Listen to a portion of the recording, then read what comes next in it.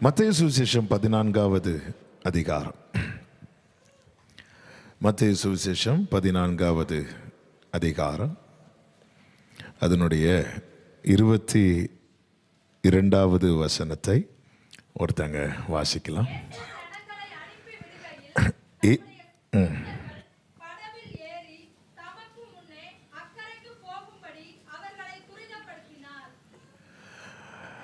கர்த்தருடைய பரிசுத்த நாமம் மகிமைப்படுவதாக. ஆண்டவராகிய இயேசு கிறிஸ்து வனாந்தரமான ஒரு இடத்துக்கு போகிறார், தனித்திருக்கும்படி போகிறார். ஆண்டவராகிய இயேசு கிறிஸ்து 3.5 வருடம் ஊழியம் செய்தாலும் 3.5 வருடமும் ஊழியம் செய்தார். அதுதான் உண்மை. இரவு பகலாக ஊழியம் செய்தார். அவருக்கு ஓய்வே இல்லாமல் ஊழியம் செய்தார். அதனால் சில நேரங்களில் அவர் தனித்திருக்கும்படி போகிறதை பார்க்க முடியும். இயேசு வனாந்தரத்தில் இருக்கிறதை கேள்விப்பட்டு ஜனங்கள் கால்நடையாக அவர்கிட்ட போவாங்க. அவங்க வர்றதை பார்த்து அவர் மிகவும் மனதுருகி அவங்க கிட்ட அநேக காரியங்களை பேசுவார். சாயங்காலமான போது அவங்கள வெறுமையாக அனுப்பிவிட்டால் வழியில் சோர்ந்து போவாங்கன்னு சொல்லி அவங்கள உட்கார வைத்து அங்கிருந்த 5 அப்பங்களை 2 மீன்களை பெருக பண்ணி அதிகமாக அவங்கள திருப்தியாக்கி மீதம் எடுக்க வைத்து, அதன் பிறகு ஒரு சம்பவம் நடக்கிறது. அதுதான் இங்கே சொல்லப்பட்டிருக்கிறது. ஆமென். இயேசு ஜனங்களை அனுப்பிவிடுகிறார், சீஷர்களை துரிதப்படுத்துகிறார் என்று சொல்லப்பட்டிருக்கிறது. ஜனங்களை 2 விதமாக ஆண்டவர் டீல் பண்ணுறதை பார்க்க முடியும். ஒரு கூட்டத்தை சென்று வாருங்கள், மீட்டிங் முடிந்தது, அதோடு முடிஞ்சது. ஆனால் இன்னொரு கூட்டத்துக்கு அவர் என்ன செய்கிறார்னா ஃபோர்ஸ் பண்ணுறார், கம்பல் பண்ணுறார். ஆமென். நம்ம பக்கத்து வீட்டில் இருக்கிற ஒரு பையன்கிட்ட ஒரு பொருள் நம்ம கடையில் போய் வாங்கிட்டோம் அப்படின்னு சொல்லும்போது நம்ம ரொம்ப ரிக்வெஸ்ட் பண்ணுவோம். ஆமாம், தம்பி இந்த பொருள் ஒன்று வாங்கி தருவியாப்பா, நீ அங்கே போகிறல்ல, நீ வரும்போது அது வாங்கிட்டு வருவியா அப்படி சொல்லிட்டு கேட்போம். ஆனால் நம்ம பிள்ளைங்கக்கிட்ட இருக்குல்ல, நம்ம ரிக்வெஸ்ட் பண்ண மாட்டோம். என்ன பண்ணுவோம்? நான் இப்படி கேட்டுகிட்டே இருப்போம், உங்ககிட்ட நீங்கள் எனக்கு சொல்லணும். ஹல்லேலூயா. அப்போ ஆண்டவர் ஒரே இடத்துல 2 விதமாக இடைபடுகிறதை பார்க்க முடியும். நம்ம எந்த லிஸ்ட்டில் இருக்கிறோம்? இந்த முதல் நாள் மாலை வேளையில் ஆவியானவர் பேச விரும்புகிற வார்த்தை இதுதான். அவர் அனுப்பிவிடுகிற நிலையில் நம்ம இருக்கிறோமா அல்லது துரிதப்படுத்துகிற? ஆமென். ஒருத்தங்களை துரிதப்படுத்தணும்னா அவங்க கிட்ட அவருக்கு அவ்வளோ உரிமை இருக்கணும். ஹல்லேலூயா. இந்த பூமியில் அவரிடத்திலிருந்து அற்புதம் பெற்றவர்கள் ஏராளம். ஆனால் அவர் துரிதப்படுத்தும்படியாய் அவருக்கென்று இருந்தவர்கள் வெறும் 12 பேர். ஆமாம். நம்ம எத்தனை பேர் கூடி வந்திருக்கிறோம் என்பதல்ல இங்கே விஷயம். இங்கே இருக்கிற எத்தனை பேரை ஆண்டவர் துரிதப்படுத்துகிற, அல்லது இந்த நபரை என்னால் ஃபோர்ஸ் பண்ண முடியும், இந்த நபர்கிட்ட ஒரு காரியத்தை செய்ய சொல்லி என்னால் கம்பல் பண்ண முடியும் என்கிற நிலையில் எத்தனை பேர் இருக்கிறோம்? எத்தனை பேர்? எங்கே ஆண்டவருக்கு முழு உரிமை இருக்கிறது? நீங்கள் பைபிள் ஃபுல்லாக படிச்சிங்கன்னா தெரியும். அவருடைய சொந்த வீட்டிலும் கூட அவருக்கு முழு உரிமை எங்கே கொடுக்கப்படுகிறதோ அந்த இடத்துல அவர் முழுமையாய் செயல்படுகிறதை பார்க்க முடியும். நாம் ஆராதிக்கிற தேவனால் செய்யக்கூடாத அதிசயமான காரியம் ஒன்றுமே இல்லை. நம்புறவங்க ஒரு ஆமேன் சத்தமாக சொல்லுங்க. ஆனால் ஏன் நம்முடைய வாழ்க்கையில் அப்படிப்பட்ட அற்புதங்கள் நடக்கவில்லை? ஆமென். கர்த்தருக்கு மகிமை உண்டாவதாக. ஒருவேளை ஃபர்ஸ்ட் டேயில் இப்படி ஒரு சர்மனை நீங்கள் எக்ஸ்பெக்ட் பண்ணி வந்திருக்க மாட்டீங்க. ஆனால் கர்த்தர் சொல்லுகிற வார்த்தை, கடந்த நாளில் ஆவியானவர் இந்த வார்த்தையை தான் நினைவில் கொண்டு வந்தார். ஆமென். நம்முடைய வாழ்க்கையில் கர்த்தர் இருந்து முழுமையாய் அவர் செயல்பட விரும்புகிறார். யவீருவின் வீட்டில் யவீருவின் மகள் மரணத்துக்கு ஏதுவான வியாதியாக இருக்கிறார். மரணத்துக்கு ஏதுவான வியாதி. அப்பொழுதுதான் இயேசுவை குறித்து கேள்விப்பட்டு யவீரு ஓடி வருகிறான். இயேசுவின் இடத்துல அவன் ஜெபாலய தலைவன்னு கூட பார்க்காம இயேசுவின் பாதத்தில் விழுகிறான். ஜெபாலய தலைவன்னா நமக்குள்ளே இருக்கிற லீடர்ஸ் மாதிரி கிடையாது. அங்கே ஜெபாலய தலைவன்னா அது ஒரு தனி அதிகாரம், அதற்கென்று ஒரு தனி மதிப்பே உண்டு. ஜெபாலய தலைவன் வாரார்னாலே ஆமாம், அந்த இடத்துல அவ்வளோ பெரிய கனத்துக்குரிய ஒரு காரியம். கர்த்தருக்கு மகிமை உண்டாது. அவன் அந்த பொறுப்பு, அந்த பதவியெல்லாம் தூக்கி போட்டுட்டு இயேசுவின் பாதத்தில் விழுந்துட்டான். பாதத்தில் விழுந்து, ஆண்டவர் எப்படியாவது என் வீட்டுக்கு வந்திருக்கேன் ஆண்டவரே, என் பிள்ளை சாக கிடக்கிற ஆண்டவரேன்னு கெஞ்சுறான். இயேசுவன் சரிப்பா வாப்பா அப்படி சொல்லிட்டு போகிறார். இயேசு வீட்டு பக்கத்தில் நெருங்கும்போது வீட்டிலேருந்து கொஞ்சம் பேர் வந்து சொல்கிறாங்க. என்ன சொல்கிறாங்க அப்படின்னா, போதகரை தொந்தரவுப்படுத்தாதீங்க, உங்கள் பிள்ளை மரித்து போய்விட்டாள். நமக்கு ஒரு காரியம் நடக்க போகுது அப்படிங்கிறதுக்கான ஒரு சைன் என்ன தெரியுமா? ஆண்டவர்கிட்ட இன்னி இந்த காரியத்துக்காக ஜோபிக்காதுன்னு 4 பேர் சொல்லுவான். அது ஒரு நல்ல ஜோம் பண்ணும், காலில் விழுந்து ஜோம் பண்ணும், உபவாசித்து ஜோம் பண்ணும், எல்லாம் பண்ணுவோம். ஆனால் ஒரு காரியத்துக்காக இனி இந்த காரியத்துக்காக ஜெபிக்க வேண்டாம் அப்படின்னு தோணும்போது புரிஞ்சுக்கோங்க, அற்புதம் கையெட்டுற தூரத்தில் வந்துட்டுன்னு அர்த்தம். ஆமேன்னு சொல்லுங்க பார்க்கலாம். அதனால் பூட்டி வச்ச ஃபைலெல்லாம் திரும்ப எடுத்து தட்டுங்க. ஹல்லேலூயா. இனி வேண்டாம், இனி இந்த காரியத்துக்காக அது நெருங்கியாச்சு. வீட்டு பக்கத்தில் வந்து இனி போதகரை தொந்தரவுப்படுத்த. எந்த ஒரு சோதனை வந்தாலும் முதல்ல சத்துரு எங்கே தெரியுமா கை வைப்பான்? ஜெபத்தில். ஆமென். அவங்க இப்படி அவங்கிட்ட பேசிட்டு இருக்கும்போது இயேசு அவனை இப்படி பார்க்குறார். அவன் ஃபேஸ் எக்ஸ்பிரஷன் எப்படி மாறுதுன்னு பார்க்குறார். பார்க்கும்போது இப்படி பார்த்துட்டு இருக்கும்போது பயப்படாத அப்படின்ட்டார். கொஞ்சம் பயந்தீங்கல்ல? பயப்படாத அப்படின்ட்டார். பயப்படாத விசுவாசம் உள்ளவனாகிற. மலையாளத்தில் எப்படி இருக்கும் தெரியுமா அந்த வார்த்தை? இயேசு அதை காரியமாக்கில்ல. He ignored what they said. அவங்க என்ன சொன்னாங்களோ அதை அவர் மைண்ட் பண்ணவே இல்லை. அவர் மைண்ட் பண்ணல. அவர் எதை மைண்ட் பண்றாருன்னா இவனுடைய ஃபெய்த்தை. நம்ம நிறைய விஷயத்தை நினைச்சு கலங்கிட்டு இருக்கிறோம் தெரியுமா? அந்த காரியத்தை அவர் மைண்ட் பண்ணவே இல்லை. அவருடைய கவலை எல்லாமே ஏன் விசுவாசத்தை குறித்து. பேதுரு மறுதலிக்கிறதை குறித்து அவர் கவலைப்படுறதை விட அவர் கவலைப்பட்டது என்ன தெரியுமா? நானோ உன் விசுவாசம் ஒளிந்து போகாதபடி உனக்காக வேண்டிக் கொண்டேன். நம்முடைய விசுவாசம் இன்னைக்கு கொஞ்சமாவது எரியுதுன்னு அதுக்கு காரணர் நம்முடைய ஆண்டவராகிய இயேசு கிறிஸ்து மட்டுமே. இப்போ பாருங்க, பயப்படாத விசுவாசம் உள்ளவனாயிரு அப்படி சொல்லிட்டு இயேசு இதுவரை அவரை கூட்டிட்டு போறான். ஆமே. இப்பொழுது இயேசு அவனை கூட்டிட்டு போறார். நான் அவர் கையை பிடிச்சு இழுத்துட்டு போகக்கூடாது, அவர் என் கையை பிடிச்சு இழுத்துட்டு போகணும். இதுதான் முழுமையா. ஆமென்.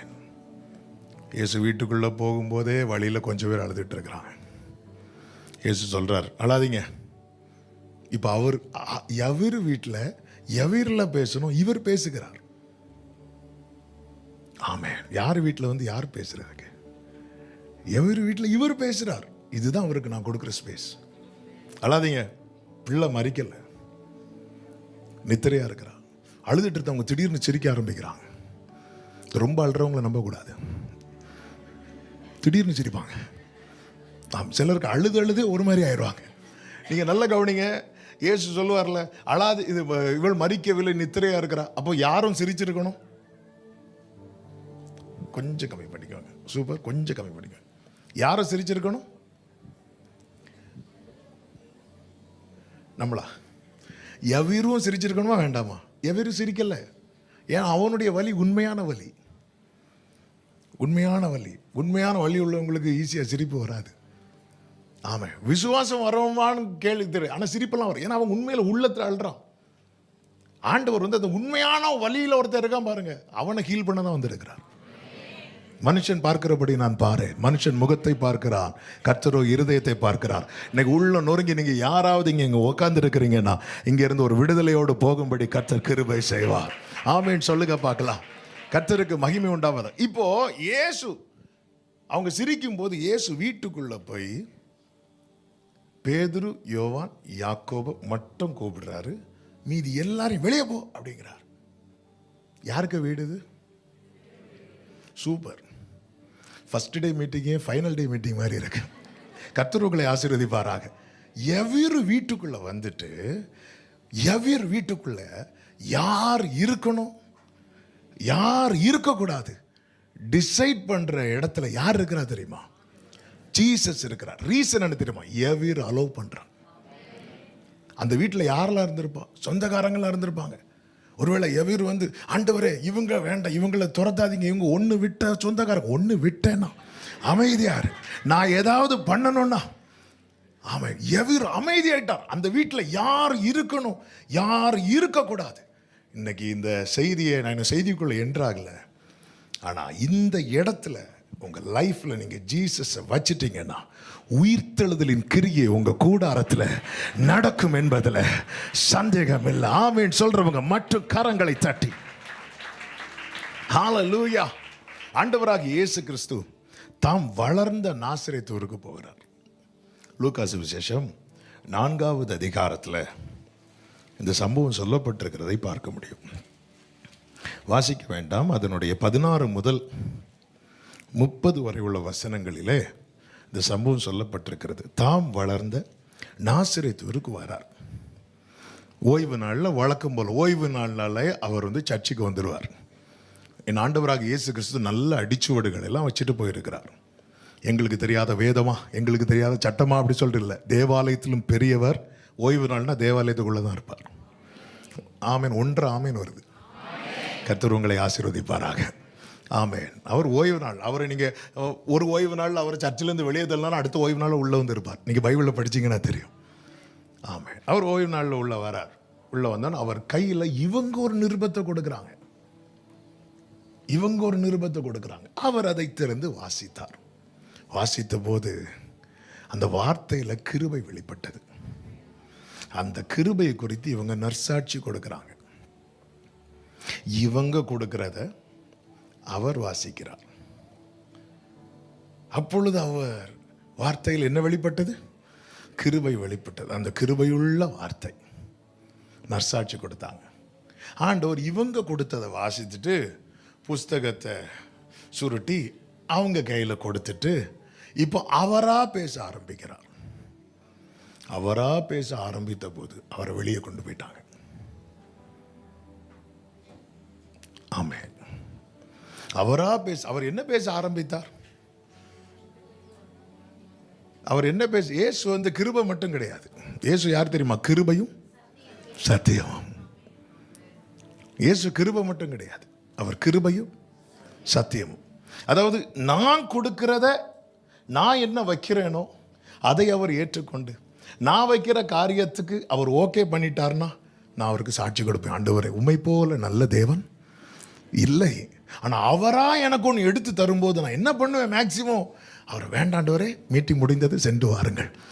ஆலயத்திலேருந்து அவரை பிடிச்சி வெளியே கொண்டு வந்து மலையிலிருந்து கீழே தள்ள பார்த்தாங்க. இந்த வேலையை முதல்ல யார் செஞ்சா தெரியுமா? சத்துரு. உங்களுக்கு தான் செய்தி தெரியுது. ஆமென். அதாவது நல்ல கவனமாக கேளுங்க. இதனால அந்த இடத்துல என்ன மட்டும்தான் வெளிப்பட்டது அப்படின்னா கிருபை மட்டும்தான் வெளிப்பட்டது. அவர் என்ன செஞ்சா? ஆண்டவர் இவங்க ஒரு யூதர்கள் ஒரு எல்லையை போட்டிருப்பாங்க, அவங்களுக்குன்னு ஒரு எல்லையை போட்டிருப்பாங்க. அந்த எல்லைக்குள்ள ஆண்டவரை பிடிச்சு போட பார்ப்பாங்க. இயேசு சொல்றாரு, ஆண்டவர் உங்களுக்கு மட்டும் இல்லை, ஆண்டவர் சர்வத்துக்கும் அவர் தான் ஆண்டவர். அதுக்கு எக்ஸாம்பிள் என்ன சொல்லுவார்னு பாருங்க. இஸ்ரவேலில் எத்தனை விதவைகள் இருந்தாங்க, ஆனால் சாரிபாத்தில் இருந்த விதவைக்கு தானே ஆண்டவர் எலியாவை அனுப்புனார். அப்படி சொன்னதுமே விறுன்னு பல்ல கடிக்க ஆரம்பிச்சிட்டாங்க. இது நம்ம டாப்பிக்கிலே இல்லையே. நான் கொடுத்ததை மட்டும் அவர் வாசிட்டு போயிருந்தா பிரச்சனையே இல்லை. அவராக எக்ஸ்ட்ரா வாசிக்க ஆரம்பிக்கிறாரு. அடுத்து சொல்கிறாங்க, எலிசா காலத்தில் எத்தனையோ குஷ்டரோகிங்க இருந்தாங்க இஸ்ரவேலில். ஆனால் ஏதோ ஒரு புறஜாதியான் நாகமானுக்கு தானே கர்த்தர் சுகத்தை கொடுத்தார். அதாவது இவர் என்ன பண்றாரு தெரியுமா? யூதர்கள் போட்டிருந்த எல்லை இருக்கிறது அல்லவா, அந்த எல்லையை கை வைக்கிறார், எல்லையை உடைக்கிறார். ஆண்டவரே, நீங்க என்ன சொன்னாலும் நான் கேட்டுருவேன் ஆண்டவரே, என் ஜாதியை தொட்டு மட்டும் நீங்க இனி ஆமேன் வராது. கர்த்தர் உங்களை ஆசீர்வதிப்பாராக. ஆமென். அதனால நான் வீட்டிலேருந்து நிறைய ஆமீன் போட்டு வந்துட்டேன். ஆமென். ஆளல நீங்க என்ன வேணாலும் பேசிருங்க. ஆண்டவர் பேதுரு ஆண்டவருக்கு பரிசுத்தத்தை குறித்து கிளாஸ் எடுத்தாள். ஆமென். அப்போஸ்தலர் 10 படிச்சிங்கன்னா தெரியும். ஆண்டவரே, உங்களுக்கு விஷயம் தெரியும்ல. ஆமென். நீங்கள் யூதராக வந்துட்டு இந்த மாதிரிலாம் என்கிட்ட பேசக்கூடாது. ஆமென். அவர் அந்த எல்லையை கை வைக்கிறார். அவர் விரும்புகிற ஒரு காரியத்தை, அவர் விரும்புகிற ஒரு மாற்றத்தை அவர் வளர்ந்த சொந்த ஊரில் சொந்த இடத்துல அவர் செய்ய முற்பட்ட போது ஜனங்கள் அவரை பிடித்து வெளியே கொண்டு போய் ஆலயத்திலிருந்து வெளியே தள்ள பார்த்தாங்க. இயேசு அங்கிருந்து நேராக கப்பர்நகூமுக்கு போகிறார். நாசரேத்தில் அவருடைய வார்த்தையில் இருக்கிற கிருபை மட்டும்தான் வெளிப்பட்டது. கப்பர்நகூமுக்குள்ளே போகும்போது கப்பர்நகூமில் அவருக்கு ஃபுல் ஸ்பேஸ் கொடுக்குறாங்க. அந்த ஃபுல் ஸ்பேஸ் கொடுத்ததின் ஒரு அடையாளம் தான் என்ன தெரியுமா? ஒரு வீட்டில் அவர் உட்கார்ந்து இருக்கும்போது வீட்டு கூரையை பிரிக்கிறாங்க. அங்கு நடந்த மற்றவங்க பார்வையில் அங்கு நடந்த பெரிய அற்புதம் திமிர்வாதக்காரன் எழும்புனது. ஆமென். நம்ம யாராவது இருந்தால் எல்லாரையும் திமிர்வாதக்காரங்க இருப்போம். அந்த ஓடை பிரித்து அத்தனை பேருக்கும் ஒவ்வொரு கட்டில் போட்டிருப்போம். ஆனால் அந்த இடத்துல அந்த வீட்டு ஓனர் எதுவுமே சொல்லலை. ஆமே, நம்ம சர்ச்சில் உட்கார்ற சேர்ல ஒரு ஆள் பைபிள் வச்சா கூட ஆமே, ஹல்லேலூயா. ஆமே, வெளியே வா, உன்னை பார்த்துக்கிறேன். ஆமே. 2010 வருஷம் நினைக்கிறேன், எங்கள் சர்ச்சில் இருந்து ஒரு சகோதரி வெளியே போயிட்டாங்க. திருப்பி 2016 வருஷமா 17வது வருஷம் வராங்க. சிஸ்டர் 7 வருஷம் எங்கே போனீங்கன்னு கேட்டேன். அவங்க சொன்ன வார்த்தை, ஒருத்தங்க சேரில் பைபிள் வச்சுருந்தாங்க.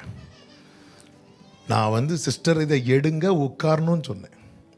பின்னாடி பார்த்துட்டு பின்னாடி சேர் இருக்குது உங்களுக்கு தெரியலையான்னு என்ன ஒரு பார்வை பார்த்தாங்க. பாஸ்டர் 7 வருஷம் ஆச்சு. அவன் ஒரு பார்வை ஒரு ஆளை 7 வருஷம் பாளையத்துக்கு புறம்பே கொண்டு போகிற அளவுக்கு விசேஷத்தை கிருபை உள்ளவங்க. ஆமென், ஹல்லேலூயா. கர்த்தருக்கு மகிமை உண்டாவதாக. கூரையை பிரிக்கிறாங்க, அந்த ஓனர் எதுவுமே சொல்லலை. திருப்பி அந்த கூரையை சரி பண்ணி கொடுத்தாங்களா? ஏன் அந்த இடத்துல இயேசு இருக்கிறார். நீங்கள் நல்ல கவனிங்க, நாசரேத்தூரில் கிருபை மட்டும்தான் வெளிப்பட்டது. ஆனால் கப்பர்நகூமில் வந்தபோது 4வது அதிகாரம் அதனுடைய 32வது வசனத்தில் சொல்லப்பட்டிருக்கிறது, அவருடைய வசனம் அதிகாரம் உள்ளதா இருந்தபடியால். இந்த இடத்துல என்ன வெளிப்படுகிறது தெரியுமா? கிருபை மட்டுமல்ல, அதிகாரம் வெளிப்படுகிறது. நம்முடைய வாழ்க்கையில் கிருபை வெளிப்படும் போது நமக்கு ஆறுதலும் சமாதானமும் கிடைக்கும். அதிகாரம் வெளிப்படும் போது சத்துருவின் ஆளுகைக்கு முற்றுப்புள்ளி உண்டாகும். அதிகாரம் வெளிப்பட்ட போது அங்க இருக்கிற பிசாசு சத்தம் போடுது. எங்கிருந்து தெரியுமா? சர்ச்சுக்குள்ள இருந்து. ஜெப ஆலயத்திலே அசுத்தாவி பிடித்திருந்த ஒரு மனுஷன் இருந்தான். ஆமா, சில ஒரு மாதிரி பார்க்குறீங்க, நீங்க இல்லை, நான் அங்க சொல்லிட்டு இருக்கிறேன். அதிகாரம் வெளிப்பட்ட போது வேற ஆவிக்கு இடம் இருக்காது. ஆமா, எத்தனை பேர் விரும்புறீங்க என் கூடாரத்தில் தேவனுடைய கரம் உயர்ந்திருக்க வேண்டும், கர்த்தருடைய வலதுகரம் பராக்கிரமம் செய்ய வேண்டும். அப்படி கர்த்தருடைய வலதுகரம் உயர்ந்திருக்கும் போது அந்த கூடாரத்தில் என்ன வெளிப்படும் தெரியுமா? நீதிமான்களுடைய கூடாரத்தில் கேட்கப்படுகிற ரட்சிப்பின் கம்பீர சத்தம் உண்டு. ஆமேன், சொல்லுங்க பார்க்கலாம். அது மாத்திரமல்ல, அந்த 4வது அதிகாரத்தில் அந்த பிசாசு சத்தமிட்டு புறப்பட்டு போன போது ஜனங்கள் 36வது வசனத்தில் என்ன சொல்லுவாங்க தெரியுமா? எல்லாரும் ஆச்சரியப்பட்டு, இது என்ன வார்த்தையோ, அதிகாரத்தோடும் வல்லமையோடும். ஒரு ஆமேன் சொல்லுங்க பார்க்கலாம். அப்ப கர்த்தருடைய வார்த்தையில என்னெல்லாம் இருக்கு தெரியுமா? கிருபை இருக்கிறது, அடுத்து அதிகாரம் இருக்கிறது, அடுத்து வல்லமை இருக்கிறது. நம்முடைய வாழ்க்கையில தேவன் தருகிற வார்த்தை பூரணமாய் நிறைவேறும் போது அதில் இருக்கிற கிருபை, அதில் இருக்கிற அதிகாரம், அதில் இருக்கிற வல்லமை வெளிப்படும். அப்படி வெளிப்படும் போதுதான் வார்த்தை நிறைவேறும். ஹல்லேலூயா. அப்படி நிறைவேறணும்னு அந்த வார்த்தைக்கு நான் முழுமையான இடம், முழுமையான இடம், முழுமையாய் ஆண்டவருக்கு. ஆண்டவரே நீங்க என்ன வேணாலும் பண்ணுங்க ஆண்டவரே என்கிற நிலையிலே நான் அவருக்கு ஒரு உரிமை கொடுக்கும் போது, ஆமென், அவருக்கு அந்த சுதந்திரத்தை நான் கொடுக்கணும். இந்த கப்பர்நகூமில் அந்த ஸ்பேஸ் கொடுத்தாங்க, ஆனால் சொந்த ஊரில் அந்த ஸ்பேஸ் இல்லை. அதனால தான் ஆண்டவர் ரொம்ப வேதனையோடு சொல்லுவார், ஒரு தீர்க்கதரிசி சொந்த வீட்டிலும் சொந்த ஊர்லையுமே அன்றி வேற எங்கேயுமே கனவீனப்படுத்தப்படா. இன்னைக்கு நம்முடைய வாழ்க்கையில் ஆண்டவருக்கான ஸ்தானம் என்ன? ஆண்டவர் பேசும்போது ஆறுதலா இருக்குல்ல, ஆனா அந்த ஆறுதல் மட்டுமா வார்த்தை? அதில் இருக்கிற அதிகாரம் எங்க? அதில் இருக்கிற வல்லமை எங்க? ஆண்டவரை ஏன் ஆண்டவரை? விதைக்கிறவனும் ஒரு ஆளு தான், விதையும் ஒரே டைப் விதை தான். நிலம் மாறும்போது தான் ஆமே நம்ம விதைக்கிற ஆளைய மாற்றுவோம்.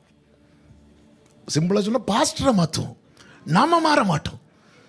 பைபிள் விதையை குறித்தும் குறை சொல்லலை, விதைக்கிறவன் நம்ம. இது ரெண்டும் இவருக்கு பழைய மாதிரி செய்தி இல்லை. அப்படிதான் சீஷர்கள் வந்தாங்க, ஆண்டவரே ஃபஸ்ட்டு பேசுனீங்களா ஆண்டவர், இந்த வருத்தப்பட்டு பாரம் சுமக்கிறவர்களே, இப்படி பேசுனீங்கன்னா கூட்டம் கூட்டமாக வருவாங்க. இப்போ வர வர உங்கள் செய்தி. ஆமாம், ஆண்டவர் சிம்பிளாக கேட்டார், நீயும் போய்விட மனதாக இருக்கிறாயோ? ஏன் வாழ்க்கையில், அதாவது வார்த்தையை கேட்கும்போது எனக்கு அவ்வளோ ஆறுதல், எவ்வளோ எனக்கு இருந்த கவலை எங்கே போச்சுன்னே தெரியல. அது வார்த்தையில் இருக்கிற கிருபை.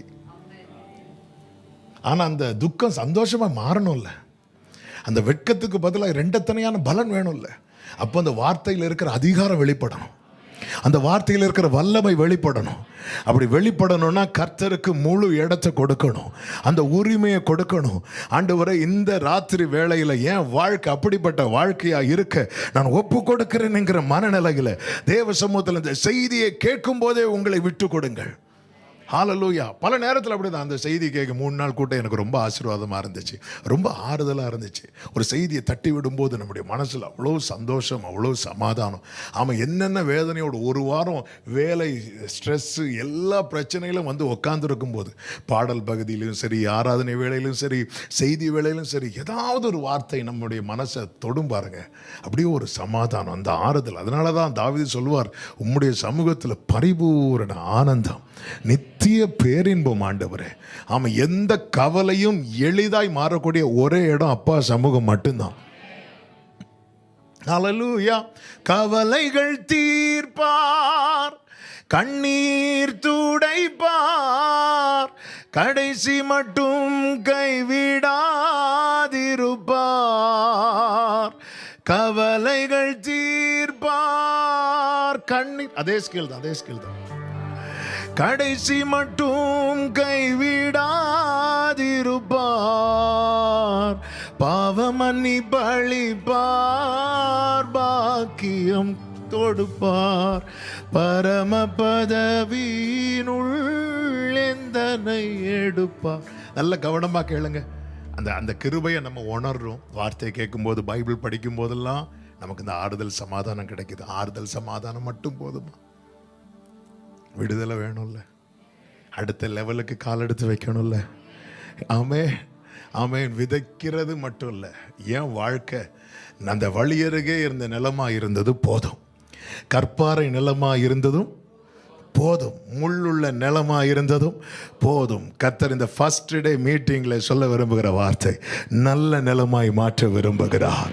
ஆமாம், என் வாழ்க்கையில் கர்த்தர் என்ன வார்த்தை அனுப்பினாரோ அதில் இருக்கிற கிருபை மட்டுமல்ல, அதில் இருக்கிற அதிகாரமும் அதில் இருக்கிற வல்லமையும் வெளிப்படுவதாக. உங்கள் வலது கரத்தை உங்கள் தலை மேலே வச்சு சொல்லுங்க, ஆண்டவர், நீர் எனக்கு அனுப்புகிற வார்த்தையில் இருக்கிற கிருபையும் அதிகாரமும் வல்லமையும் வெளிப்படுவதாக, வெளிப்படுவதாக இயேசு கிறிஸ்துவின் நாமத்தில் பிதாவே. சத்தமா ஆமென். ஆண்டவர் உங்களுக்கு தந்த வாக்குத்தத்தத்தை எல்லாம் நினைவு கூறுங்க. அதில் இருக்கிற ஆறுதலை அனுபவித்து இருக்கிறோம், அதில் இருக்கிற அதிசயத்தை பார்க்கணும், அதில் இருக்கிற விடுதலையை பார்க்கணும். ஆண்டவருடைய அதிகாரம் வெளிப்படணும். ஆண்டவருடைய அதிகாரம் இருக்கிற இடத்துல வெளிச்சம் உண்டாக கடவது அப்படின்னார். அவ்வளவுதான். இருள் ஆழத்தில் இருந்துச்சு, வெளிச்சம் உண்டாக கடவுது அப்படின்னா இருள் இல்லாம போயிட்டு. அதாவது இருளுக்குன்னு ஒரு சுவிட்சை நம்ம வைக்க மாட்டோம், வெளிச்சத்துக்கு தான் சுவிட்ச் வச்சிருக்கிறோம். ஆமென். வெளிச்சம் வந்ததும் இருள்லாம் எங்க போகும்னே தெரியாது. அதுதான் அவருடைய அதிகாரம், அதுதான் அவருடைய ஆளுகை. வெளிச்சத்துக்கு அவருக்கு, நமக்கு சூரியன் தேவை, அவருக்கு சூரியன் தேவையில்லை. சூரியனை 4வது நாள் தான் படைக்கிறார். ஆமா, ஏன்னா அவருடைய மகிமை அவ்வளோ பிரகாசம். ஹல்லேலூயா. வெளிச்சம் உண்டாக கடவது அப்படிங்கிறார். வெளிச்சம் உண்டாயிட்டு, வெளிச்சம் உண்டானதும் இருளையும் வெளிச்சத்தை வெவ்வேறாக பிரித்தார். அவர் தான் ஆளுகை. 6000 பிசாசுகள் ஒரு வாலிபனுக்குள் இருக்கிறது. அவர் அந்த 6000 பிசாசுகளை ஓட்ட 6000 வார்த்தைகளை பயன்படுத்தவில்லை. அப்பாலே போ காலிலேருந்து மத்தியானம் வரை சொல்லிட்டு ஒரு 3000 பேர் இருக்கு, இன்னொரு 3000 நாளைக்கு போ. அப்படி கிடையாது. சில அப்படி அதுக்குள்ள 7 பிசாசு இருக்கு. 5 துரத்திட்டேன், 2 துரத்தலாம் பார்த்தா ஃபோன் வந்துட்டேன். மீதி நாளைக்கு வர உனக்கு. இல்லை அது இருக்கும். அவனே பொய்யும், அவன்கிட்ட அட்ரஸ் கேட்டுட்டு இருக்கக்கூடாது. நீ எங்கேருந்து வர, அவன் கரெக்டாக சொல்லுவான். இல்லை ஆண்டவர் ஒரே வார்த்தை போ அப்படின்னார். ஒரே வார்த்தை போனா 6000 விசுவாசிகள் போகும். ஆனால் வான 6 விசுவாசிகள் வரமாட்டான். அப்படிப்பட்ட ஒரு நிலையில் ஆண்டவர் இருக்க மாட்டார். அவர் சொல்ல, நானே போயிடுறேன், நீ வாரியா, நீ போறியா, போ அப்படிங்கிறார். அதான் வார்த்தையில் இருக்கிற அதிகாரம். இன்னைக்கு வீட்டில் இருக்கிற தரித்திரம் போக மாட்டேங்குது. வீட்டில் இருக்கிற பிசாசின் அந்த மாறி மாறி வருகிற வியாதி சாபம்னு சொல்றாங்க, போக மாட்டேங்குது. அநேக குடும்பத்தில் சாபம் இல்லை, உண்மைதான். ஆனால் சில குடும்பத்தில் தொடருகிறது. ஏன் போக மாட்டேங்குது? அது போனோம் அப்படின்னா அந்த வார்த்தையில் இருக்கிற அதிகாரம் வெளிப்படும். வார்த்தையில் இருக்கிற அதிகாரம் வெளிப்படணும்னா அவருக்கு அந்த அதிகாரத்தை நான் கொடுக்கணும். ஆமென்.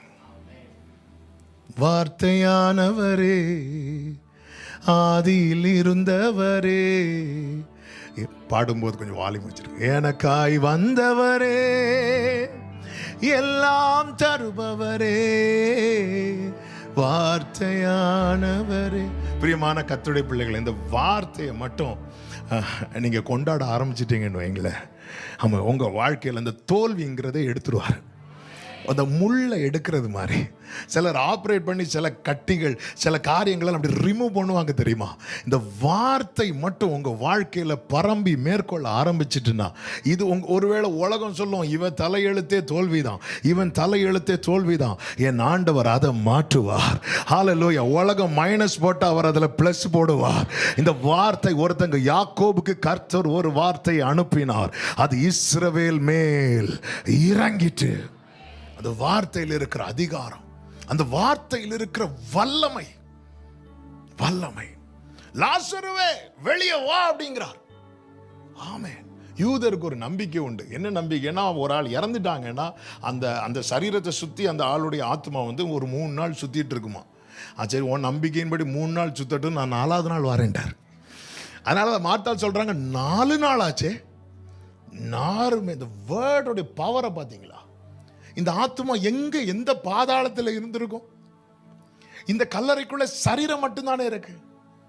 லாசரு என்ன பாருங்க, அவ்வளவுதான். அடுத்த செகண்ட்ல அந்த ஆத்மா அந்த சரீரத்துக்குள்ள போய் ஆவி உள்ளே பிரவேசித்து வேர்டுல இருக்கிற ஜீவன், நான் சொல்லிய வசனங்கள் ஆவியாயும் ஜீவனாயும் இருக்கிறது.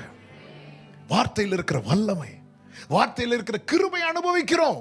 இந்த ஃபர்ஸ்ட் டே மீட்டிங்ல பரிசுத்த ஆவியானவர் தெளிவாய் பேசுகிறது. இந்த சத்தத்தை சமீபத்திலும் ஆன்லைன் மூலமாய் கேட்கிற அன்பு உள்ளமே, இந்த வார்த்தையில் இருக்கிற கிருபை அனுபவிச்சு நீ வாழ்ந்துட்டு இருக்கிற, இனி உன் வாழ்க்கை அடுத்த ஸ்டெப்புக்கு போகணும்னா இந்த வார்த்தையில் இருக்கிற அதிகாரத்தையும் இந்த வார்த்தையில் இருக்கிற வல்லமையும் எத்தனை பேர் ஆமென் சொல்லுவீங்க? நல்ல கரங்களை தட்டி ஒரு 2 நிமிஷம். ஓ Rafah சாந்தராலாரா. Thank you Holy Spirit. வார்த்தையில் இருக்கிற அதிகாரம், வார்த்தையில் இருக்கிற வல்லமை வெளிப்படுவதாக, வெளிப்படுவதாக. ஒவ்வொருடைய வாழ்க்கையிலும் ஒவ்வொருவருடைய குடும்பத்திலும் உன்னோடு போராடினவர்களை நீ தேடியும் காணாதிருக்க வேண்டுமானால் வார்த்தையில் இருக்கிற அதிகாரம், வார்த்தையில் இருக்கிற வல்லமை. Yes yes. எரிகோ என்கிற மதில் உனக்கு முன்னாடி விழணும்னா இந்த வார்த்தையில் இருக்கிற அதிகாரமும் வல்லமையும் வெளிப்படணும். ஒரு ஆமேன் சொல்லுங்க பார்க்கலாம். வார்த்தையில், என் வாழ்க்கையில் அந்த வார்த்தையில் இருக்கிற கிருபையில வாழ்ந்துட்டு இருக்கிறோம். வார்த்தையில் இருக்கிற அதிகாரம் வெளிப்பட்டது அடுத்த ஸ்டெப். இறையாதை அமைதலார் ஒரு வார்த்தை போதும். அந்த வார்த்தையில் இருக்கிற அதிகாரத்தை பார்த்தீங்களா? வார்த்தையில் இருக்கிற வல்லமையை பார்த்தீங்களா? அந்த காற்று அடுத்த செகண்டே எங்க போச்சுன்னே தெரியாது. வெள்ளம் போல சத்துரு வரும்போது ஆவியானவர் இப்படி கொடி ஏட்டு வரான் பாருங்க. பொதுவாகவே ஜெயித்ததுக்கு அப்புறம் தான் கொடியை காட்டுவாங்க. ஆண்டவர் யுத்தம் ஸ்டார்ட் பண்ணும் போதே கொடியை வச்சு, அதன் அர்த்தம் என் ஆண்டவருக்கு தோற்க தெரியாது. பக்கத்தில் 2 பேர் கையை பிடிச்சு சொல்லுங்க, ஆண்டவருக்கு தோக்க தெரியாது. ஹல்லேலூயா. ஆமென் ஆமென். அவருக்கு தெரியும் நமக்கு ஜெயிக்க தெரியாதுன்னு. அதனால தான் சொல்லுவார், இங்கே பார் நான் ஜெயித்தேன் என்பார். ஹல்லேலூயா. கிளாஸில் இப்போ எக்ஸாமுக்கு ரிசல்ட் வருதுன்னு வைங்களேன், பக்கத்தில் நம்ம ஃபெயில் ஆகிட்டோன்னு அழுதுட்டு இருக்கும்போது பக்கத்தில் ஒருத்தன் வந்து நான் பாஸ் ஆகிட்டேன், அதுதான் எனக்கு ரொம்ப கடுப்பாக இருக்கு அப்படி சொல்லுவோம். அவன் இன்னொருத்தன், பொதுவாகவே நமக்கு பேப்பர் வரும்போதில் நாங்கள் லாஸ்ட் பெஞ்ச், பேப்பர் வரும்போது எங்கள் மார்க் பார்க்குறதுக்கு முன்னாடி ஆண்டவரே பெட்டர் லக் நெக்ஸ்ட் டைம். ஆனால் ஒருத்தர் ஜெயித்தது மட்டும்தான் எல்லாருக்கும் சந்தோஷம். விசேஷமாய் சபைக்கு யார் ஜெயித்தது தெரியுமா? அவர் ஜெயித்தது. ஏன் அவர் எங்கேருந்து ஜெயித்தார் தெரியுமா? ஏன் ஸ்தானத்திலிருந்து ஜெயித்தார். ருசித்தவங்க மட்டும் ஒரு ஆமேன்னு சொல்லுங்க பார்க்கலாம். நான் எழுத வேண்டிய எக்ஸாம் அவர் எழுதி, ஹல்லேலூயா, எனக்கு வர வேண்டிய ஆக்கினை. ஏங்க, பஸ்கா பண்டிகை முன்னிட்டு ஒரு ஆளை விடுதலை பண்ணணும். இப்போ பிலாத்துக்கு வந்து இவரை விடுதலை பண்ண மனசு அவருக்கு ஏன்னா மனைவி லெட்டர் வர போட்டாங்க, இனி வீட்டுக்கு போக முடியாது. அதனால இவரை எப்படியாவது விடுதலை பண்ணணும்னு இருக்கும்போது அப்போ உள்ளதுல கொடூரமானவனை கொண்டு வந்தாங்க. யாரை தெரியுமா? பரபாசை கொண்டு வந்து நிறுத்திட்டு 2 பேர் நிறுத்திட்டு இதில் யார் அவங்களுக்கு விடுதலை பண்ணணும் அப்படின்னு கேட்டாங்க. ஜனங்கள்லாம் பரபாசை அப்படின்னாங்க. அந்த இடத்துல இயேசு வந்து பரபாசுக்கு பதில், பரபாஸ் யார் தெரியுமா? டைம் இல்லை சொல்லுங்க, வீட்டில் போய் கண்ணாடி பாருங்க, கரெக்டாக இருக்கும். ஏன்னா அவ்வளோதான், வேற ஹிஸ்டரி. பரபாசை பற்றி அது தெரியணும்னு அவ்வளோதான். நான் தான் பரபாஸ், நாம தான். நம் ஸ்தானத்தில் அவர் மரித்தார். நான் வாழ்ந்த வாழ்க்கைக்கு என்ன கிடைக்கணுமோ அது அவர் ஏற்றுக்கொண்டு, அவர் வாழ்ந்த வாழ்க்கைக்கு என்ன கிடைக்கணுமோ அது எனக்கு தந்தார். இதுதான் நான் பெற்ற கிருபைன்னு சொல்றவங்க நல்ல கரங்களை தட்டி, அவரே நமக்கு ஞானமும் நீதியும் மீட்பும் பலனுமானார். எவ்வளவு பெரிய தேவன், எவ்வளவு நல்ல தகப்பன். ஹல்லேலூயா. நம்முடைய வாழ்க்கையில வந்தது அவர்தான் வார்த்தை. நீங்க வார்த்தைக்கு ஒரு ஷேப் கொடுத்தீங்கன்னா ஜீசஸ் கிரைஸ்ட். ஆமே. நீங்க யாரையோ பார்த்து வரைஞ்ச படத்தை வீட்டில் வைக்காதீங்க. நீங்க வேர்டை பார்த்து நீங்களே ஒரு ஷேப் கொடுத்து பாருங்க. உங்களுக்கு ஜீசஸை ஃபீல் பண்ண முடியும், ஜீசஸை பார்க்க முடியும். 75வது வயதிலிருந்து 99வது வயது வரை ஆபிரகாம் கர்த்தருடைய சத்தத்தையே கேட்டு டியூன் ஆகிட்டான். 99வது வயதில் ஆண்டவர் ஆபிரகாமை விசிட் பண்ணும்போது ஆபிரகாம் ஓடி போய் நீங்கள் யாருன்னெலாம் கேட்கல, ஏன்னா கேட்டவனுக்கு பார்த்ததும் தெரிஞ்சிட்டு. அதனால தான் காலில் விழுந்து மூவராய் நிற்கிறாங்க. ஆபிரகாம் ஆண்டவர்களேன்னு கூப்பிடல, ஆண்டவன் மார்களேன்னு கூப்பிடல, ஆண்டவரேன்னு கூப்பிடுறான். ஹல்லேலூயா. இந்த வார்த்தையில பழகிறவனுக்கு தான் பிதாவாகிய தேவனையும் தெரியும், குமாரனாகிய கிறிஸ்துவையும் தெரியும், பரிசுத்த ஆவியானவரையும் தெரியும். பாதியா பார்க்க தான் பாதியா பிச்சுட்டு போயிட்டாங்க. ஹல்லேலூயா. சத்தியத்தை அறிவீர்கள், சத்தியம் உங்களை விடுதலையாக்கும். மூவராய் நிற்கிறாரு, இவர் ஆண்டவரே அப்படின்னு கூப்பிடுறார். நீங்க யாரு? ஐடி ப்ரூஃப் காட்டுங்க. இல்லை, பார்த்தது. ஏன் எப்படி பார்த்ததுன்னு தெரியுது. வேர்டு 75 உங்க வாழ்க்கையில எந்த அற்புதமும் செய்யல, ஆனால் வேர்டு வருதுன்னா உங்களை ஆபிரகாமின் சந்ததியாய் பார்க்கிறார் என்று அர்த்தம். சத்தமோ ராமேன்னு சொல்லுங்க பார்க்கலாம். அபிமெலேக்குக்கும் குழந்தை கிடையாது, ஆபிரகாமுக்கும் குழந்தை கிடையாது. அபிமெலேக்குக்காக ஜெபம் பண்ணது யார் தெரியுமா? ஆபிரகாம். எப்படி ஜெபம் பண்ணியிருப்பார்? எனக்கே கிடைக்கல, ஆண்டவரே இவனை ஆசீர்வதிச்சிட்டாரு. அதாவது சில நம்ம ஜெபத்தை கேட்டு நம்ம ஊக்கமா உருண்டு உபவாசிச்சு ஜெபம் பண்ண நமக்கு கிடைக்காது. இன்னொருத்தவங்க லைட்டாக கை வச்சுட்டு ஆண்டவரே ஆசீர்வதிங்க. அடுத்த நாளே பிரதர் நீங்க ஜெபம் பண்ணீங்க பார்த்தீங்களா? ஆண்டவரே இது உங்களுக்கு நியாயமா தெரியுதா? ஆமாம். நீங்க நல்லா கவனிச்சிங்கன்னா தெரியும். அதிகாரம் 20 கடைசியில் இருக்கும். ஆபிரகாம் வேண்டிக் கொண்டான், கர்த்தர் அபிமெலேக்குக்கு குடும்பத்தில் அந்த புத்திர பாக்கியத்தை கொடுத்தார். 21:1 இருக்கும். கர்த்தர் தான் சொல்லியபடி சாராள் பேரில் கடாட்சமானார். ஆபிரகாம் சந்ததிக்கு என்ன செய்வார் தெரியுமா? நான் கேட்டதின்படி செய்ய மாட்டார், எனக்கு அவர் சொல்லியபடி செய்வார். அபிமெலேக்கு யாரு தெரியுமா? அபிமெலேக்கு மேல தேவ திட்டம் கிடையாது, அதனால கேட்டதும் கொடுத்துட்டார். ஆனா ஆபிரகாம் மேல தேவ திட்டம் இருக்கிறது. நீ பல காரியத்தை கேட்டு உனக்கு தரலன்னா உன் மேல தேவ திட்டம் இருக்கிறது. நீ அபிமெலேக்கின் சந்ததி அல்ல, நீ ஆபிரகாமின் சந்ததி. நல்ல கைகளை தட்டி சத்தமாமேன்னு சொல்லுங்க பார்க்கலாம். 1000 நாவிருந்தாலும் நன்றி சொல்லி தீராதே, வாழ்நாளெல்லாம் உம்மை ஆமென் வார்த்தைகளும் போதாதே. கைகளை உயர்த்தி நான் உள்ளளவும் துதிப்பேன். க்ளோரி. நான் உள்ளளவும் ஹல்லேலூயா. அவர் சீஷர்களை துரிதப்படுத்தினார். யார் இந்த சீஷர்கள்? யார் இந்த சீஷர்கள் என்ற 5 காரியங்களையும் இந்த சீஷர்களுக்கு, அதாவது அவர் துரிதப்படுத்தும்படியான நிலையில் இருக்கிறவர்களுக்கு அவர் செய்ய போகிற 5 காரியங்களையும் வேகமாய் 1/2 மணி நேரத்தில் சொல்லி நான் செபிக்கும்படி விரும்புகிறேன். யார் இந்த சீஷர்கள் தெரியுமா? 1, அவரோடு இருக்கும்படி வந்தவர்கள். மார்க் 3வது அதிகாரத்தின் 13, 14 வசனங்களை வாசிக்கலாம்.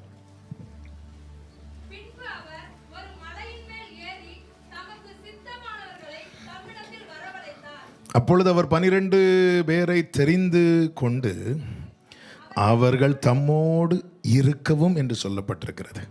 13 சொல்லப்பட்டிருக்கிறது, தமக்கு சித்தமானவர்களை வரவழைத்தார், அவர்கள் அவரிடத்திற்கு வந்தார்கள். இயேசுவினிடத்திலே அநேகர் வந்தார்கள். ஒரு கூட்டத்தார் வசனம் கேட்கறதுக்காக மட்டும் வந்தாங்க. இன்னொரு கூட்டத்தார் எல்லா மீட்டிங்லையும் இருப்பாங்க. எதுக்கு தெரியுமா? குறை கண்டுபிடிப்பதற்காக. அந்த குறை கண்டுபிடிக்கிற டீமை நீங்கள் பைபிளில் பார்த்தீங்கன்னா அவருடைய எல்லா மீட்டிங்கும் அட்டன் பண்ணுவாங்க. சில பார்க்குறாங்க, அதனால தான் பாஸ்ட் நாங்கள் எல்லா மீட்டிங்கும் வர மாட்டோம், நாங்கள் ஃபஸ்ட் டே வந்தால் நாங்கள் ஸ்ட்ரைட்டாக ஆவேன். இன்னொரு கூட்டத்தாக இருக்கிறாங்க, அவர்கிட்டருந்து ஏதாவது அற்புதம் விடுதலை இப்படி வருகிற கூட்டம். இன்னொரு கூட்டத்தார் இருக்கிறாங்க, மீட்டிங் முடிஞ்சதும் சாப்பாடு கிடைக்கும், அப்பம் மீன். ஆனால் இங்கே ஒரு சின்ன கூட்டம் இருக்கிறது. இவங்க எதுக்காக வந்தாங்க தெரியுமா? அற்புதத்துக்காகவோ அப்பத்துக்காகவோ இல்லை, அவரோடு இருக்கும்படி. நம்ம மேல இருக்கிற அழைப்பே அதுதான். நம்ம பல நேரத்தில் அதை நம்ம மறக்கிறோம். நம்ம மேல இருக்கிற அழைப்பு என்ன? 1 கொரிந்தியர் 1:9 சொல்லப்பட்டிருக்கிறது, நாம் கிறிஸ்துவுடனே கூட ஐக்கியமாயிருப்பதற்கு, ஃபெல்லோஷிப் வித் ஜீசஸ் கிரைஸ்ட். ரிலேஷன்ஷிப்னு ஒன்று இருக்கிறது, ஃபெல்லோஷிப்னு ஒன்று இருக்கிறது. ஆமென். ரிலேஷன்ஷிப்னா பார்த்தீங்கன்னா நமக்கு நிறைய ரிலேட்டிவே எப்போ தெரியுமா? நம்ம குடும்பத்தில் ஊரில் ஒரு கல்யாணம் நடக்கணும். இங்கெல்லாம் கல்யாணம் நடந்தால் 10 பேர் 15 பேர்.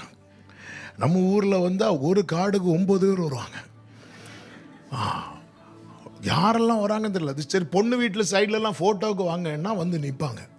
அப்போ சொல்லுவாங்க, இவங்க ஒன்று விட்டு எங்கள் 10 கிலோமீட்டர் தூரத்து சொந்தம். அப்படியே வரிசை அவங்களெல்லாம் அப்படியே ஒரு ஃபோட்டோவுக்கு தான் நிறைய உறவுகள், ஃபோட்டோவோட முடிஞ்சு.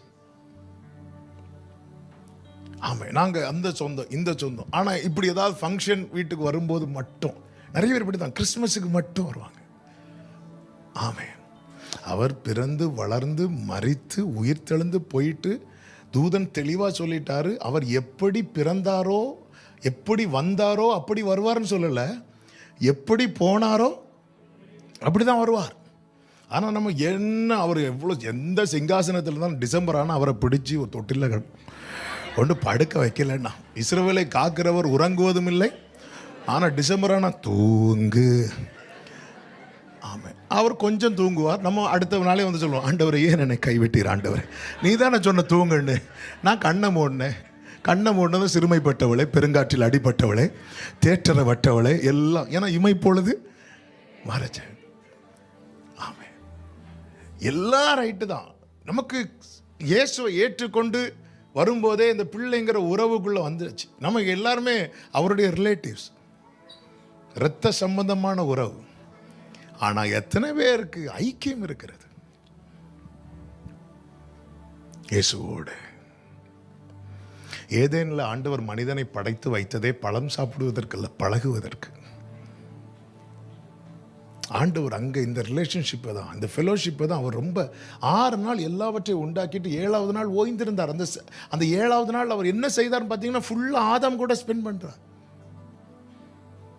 ஃபுல் அண்ட் ஃபுல்லாக இந்த உறவை கட் பண்ணணும். அதான் சொன்னார், இங்கே பாரு, நான் இந்த பழத்தை நீ விட்டுரு, இதனை புசிக்கிற நாளில் சாகவே சாவாய் அப்படிங்கிறார். அங்கே ஆண்டவர் சாவு மரணம் பிறந்தது. ஆனால் உண்மையிலே ஒரு மனுஷனுடைய ஜீவன் போறதே எங்க தெரியுமாங்க? அந்த உறவு துண்டிக்கப்பட்ட போது ஜீவன் போயிட்டு. அதனால தான் இயேசு இந்த பூமியில் வந்தது, அந்த உறவை திருப்பி பில்ட் பண்ண. அதனால தான் சொல்றார், நானும் அவைகளுக்கு ஜீவன் உண்டாயிருக்கவும் அந்த ஜீவன் பரிபூரணப்படவும். ஆண்டவர் அழைக்கிறார். எதுக்கு அழைக்கிறார் தெரியுமா? வந்து அற்புதத்தை வாங்கிட்டு போன திரள் கூட்டம், ஆனால் அந்த நுகத்தில் வந்து தோளை கொடுத்தாங்க பாருங்க, சின்ன கூட்டம். அவங்க லைஃப்ல தான் ஒரு உரிமை எடுப்பார் அற்புதத்துக்காக. இங்கே உங்கள் சர்ச்சில் வந்து ஜோம் பண்ணி மிராக்கிள் அற்புதம் அதிசயம் பெற்ற எல்லாரும் இப்போ இருந்தாங்கன்னா அந்த லிட்டில் இந்தியா தெரு பத்தாது. ஆமென். வருவாங்க போவாங்க, எல்லாம் இருப்பாங்க. ஆனா முடிவு பரியந்தம் நிலை நிற்பவனே ஒரு சின்ன கூட்டம். ஆண்டவர் அந்த சின்ன கூட்டத்தை தான் அவர் வந்து ரொம்ப கேர் பண்றத பைபிள்ல பார்க்க முடியும். எதுக்காக? இயேசுவோடு. பேதுரு ஆண்டவர் ஐயரேன்னா, பேதுரு ஐயரேன்னு கூப்பிடும்போது ஆண்டவர் அமைதியா இருந்தார். கொஞ்ச நேரத்தில் பேதுரு ஆண்டவரே என்ன, நீ வாடா அப்படின்ட்டார், என் பின்னாடி வா அப்படின்ட்டார். ஆண்டவர்னா என்ன தெரியுமா? என்னை ஆளுகை செய்கிறவர். ஆமென். டீச்சர் அப்படின்னா ஆண்டவர் அமைதியாக இருந்தார். ஏன்னா அந்த போட்டில் இருந்து ஃபுல்லாக அவர் தான் பேசிகிட்டே இருக்கிறார். அவருக்கு இடம்லாம் கொடுத்து போட்டை கொடுத்துட்டான். கொஞ்ச நேரத்தில் ஆண்டவரே அப்படின்னா, ஆண்டவர் சார் நீ என் பின்னாடி வா, என் பின்னாடி வா. எவ்வளோ நல்ல தேவன். பேதுரு இயேசுவுக்கு போட்டை கொடுக்குறான். இயேசு போட்டில், பேதுரு போட்டில் ஏறினது அவருக்காக, அவருக்கு பிரசங்கம் பண்ணணும். ஆனால் அவருக்காக அவர் எப்படி பயன்படுத்தினார் பார்த்தீங்களா? சற்றே தள்ளும்படி. அவருடைய நுகம் வந்து ரொம்ப லகுவானது. அவருடைய கொஞ்சம் தள்ளினா போதும்பா. லூக்கா 5 நான் பேசிட்டு இருக்கிறது எடுக்க வேண்டாம். கொஞ்சம் தள்ளுனா ஆண்டவர் பேசி முடிச்சிட்டார். இப்போ அவனுக்காக ஆழத்தை கொண்டு போ அப்படிங்கிறார். ஹல்லேலூயா. அவருக்காக நான் ஒரு ஸ்டெப் எடுத்து வைப்பேன்னா எனக்காக எல்லா ஸ்டெப்பையும் அவர் எடுத்து வைக்க ரெடியா இருக்கிறார். அவருக்காக சற்றே தள்ளு அப்படிங்கிறார். கொஞ்சம் தள்ளினதும் அவர் பேசி முடிச்சிட்டார். இப்ப சொல், நீ ஆழத்தை கொண்டு போ. யாருக்காக? அவனுக்காக. ஆண்டவரே, நேற்று ராத்திரி தான்ப்பா பிரயாசப்பட்டு ஒண்ணுமே கிடைக்கல. பேதுருவும் படகுல நேற்று நான் இல்லை, இன்னைக்கு நான் இருக்கிறேன். ஹல்லேலூயா. நீ போட்டை தான் கேட்டதும் இதாண்டவரே போட்டு வச்சுக்கோங்க, பக்கத்தில் தான் எங்கள் மாமி வீடு இருக்குது, நான் போயிட்டு வரேன்னு போகலை. பேதுரு மாமி வீடு அங்கே தான் இருக்குது. ஆனால் இயேசு பேசி முடிக்கிறது வரைக்கும் பேதுரு படகுல இருந்தான். பேதுரு வலை போடும்போது இயேசு பக்கத்தில் இருந்தார். ஹல்லேலூயா. ஆமென். ஆண்டவரே, ஆண்டவர் நீ வா. வந்துட்டான். எதுக்கு? எதுக்கு? இதோட இன்னும் நிறைய மீன்களுக்கா? இல்லை, அவரோடு இருக்கு. உம்மோடு இருப்பதுதான் உள்ளத்தின் வாஞ்சையா, உம் சித்தம் செய்வதுதான் இதய. பாருங்க, ரொம்ப பேசி பழகிறவங்க கிட்ட பேசாம இருக்க முடியாது. என்னுடைய தங்கச்சி அமெரிக்காவில் இருக்கிறாள். அவங்களுக்கு நைட் டைம்னா நமக்கு பகல் டைம். நமக்கு நைட் ஆகும்போது தான் அங்கே வெடியும். சில நேரத்தில் எங்கள் அம்மா நைட்டு தூங்காமல் ஃபோனை வச்சுட்டு இருப்பாங்க. எதுக்கு தெரியுமா? இன்னும் ஃபோன் வரல. காலையில் தான் பேசியிருப்பாங்க. ஏதோ வருஷத்துக்கு ஒரு முறை கிடையாது. இன்னும் ஃபோன் வரலையே அப்படின்ட்டு இருப்பாங்க. ஏம்மா நேற்று தான் பேசுனீங்களாம்மா, வச்சுட்டு தூங்கம்மா. இருந்தாலும் ஒரு ஹலோ சொல்லிடணும். வேற பெருசாக ஃபோன் பண்ணி 119 சங்கீதம்லாம் சொல்லலை, ஒரு ஹலோ, அவ்வளோதான். இது அந்த ஃபெலோஷிப். அவர்கிட்ட பேசாம சுனேமியால் சொல்றாள் 3வது அதிகாரத்தில், படுத்தேன், என் ஆத்தும நேசரை தேடினேன், இல்லை, எழும்பிட்டேன். அதுக்கப்புறம் தூக்கம் இல்லை. ஆமே. நமக்கு ஆண்டவர் இயேசு எதுக்கு தேவை? இயேசு. அதனாலதான் 2 சீஷர்கள் இயேசுவுக்கு பின்னாக போகும்போது இயேசு நின்று திரும்பி கேட்கிறார், என்ன தேடுகிறீர்கள் அப்படின்னு. யாரை தேடுகிறீர்கள் கேட்கல, என்ன, என்கிட்ட உங்களுக்கு என்ன வேணும்? அந்த சீஷர்களில் ஒருவன் தான் அந்திரேயா. ரபி, நீர் எங்கே தங்கி இருக்கிறீர்? எங்களுக்கு நீங்க என்ன செய்வீங்க? எங்க இருக்கிறீங்க? உங்க கூட நாங்க இருக்கணும். அவ்வளவுதான். ஆண்டவர் சொன்னார், வந்து பாருங்கள் அப்படின்னார். யார் இந்த சீஷர்கள் தெரியுமா? இயேசுவோடு இருக்கும்படி வந்தவர்கள். 2வது, இயேசுவுக்கு முக்கியத்துவம் கொடுப்பவர்கள். லூக்கா சுவிசேஷம் 5வது அதிகாரம், நான் ஏற்கனவே சொன்ன வார்த்தை தான். 3-4 வசனங்களிலே சொல்லப்பட்டிருக்கிறது. 2 படகுகளை பார்க்கிறார். அதில் ஒரு படகு சீமோனுடையதாக இருந்தது. அதை கரையிலிருந்து சற்றே தள்ளும்படி கேட்டுக்கொண்டு உட்கார்ந்து ஜனங்களுக்கு போதகம் பண்ணினார். சீமோன் வாழ்க்கையில் ஒரு பெரிய தேவை இருக்கிறது. இரவு முழுவதும் பிரயாசப்பட்டு ஒன்றுமே கிடைக்கல. இப்போ ஆண்டவருக்கு ஒரு பிளாட்ஃபார்ம் தேவை. ஏன்னா அவ்வளோ ஜனங்கள் கூடி இருக்கிறாங்க. ஜனங்கள் கூடி இருக்கும்போது அவருக்கு நின்று ப்ரீச் பண்ணுறதுக்கு ஒரு பிளாட்ஃபார்ம் தேவை. அப்போ அவர் பார்க்கும்போது பேதுருடைய படகை பார்க்குறார். இந்த படகுல நேற்று ஒன்றும் கிடைக்காததுக்காக ஸ்தோத்திரம். அதனால இன்னைக்கு இந்த படகுல யார் இருக்கிறா தெரியுமா? இயேசு இருக்கிறார். நேற்று மட்டும் பிரயாசப்பட்டு எல்லாம் கிடச்சிருக்குன்னு வைங்களேன், இயேசு வந்து இந்த படகை பார்த்துருக்கவே மாட்டார். நம்ம லைஃப்பில் சில நேரத்தில் நம்மளை எம்டி ஆக்குறது எதுக்கு தெரியுமா? நாம் அவருக்கு பயன்படுவதற்காக. கைகளை உயர்த்தி ஒரு ஆமேன்னு சொல்லுங்க பார்க்கலாம். ஹல்லேலூயா. என் வாழ்க்கையில் ஆண்டவர் எதை செய்தாலும் அதில் தீமை இருக்காது, நன்மை மட்டும்தான் இருக்குன்னு சொல்கிறவங்க கைகளை உயர்த்தி சத்தமாக ஆமேன்னு சொல்லுங்க. அனுமதித்ததெல்லாம் நன்மைக்காக, நடத்திடும் பாதைகளும். ஹல்லேலூயா, ஹல்லேலூயா. கர்த்தருக்கு மகிமை. இப்போ பாருங்க, பேதுரு படகுல இருந்து ஆண்டவர் பேச ஆரம்பிக்கிறார்.